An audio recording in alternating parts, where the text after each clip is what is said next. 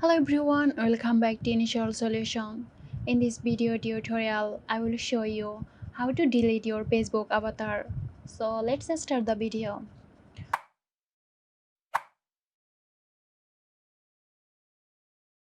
First open the Facebook app on your phone and tap on the menu in the top right corner. Click on avatar. If you don't see it, then scroll down and tap on see more.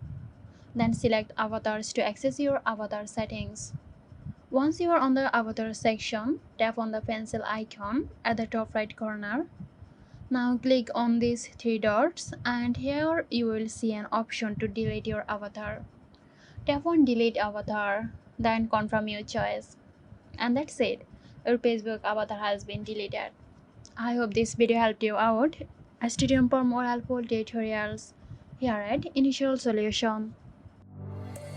This video is sponsored by Zerosoft. Zerosoft offers graphic design, UI UX design, digital marketing and web development.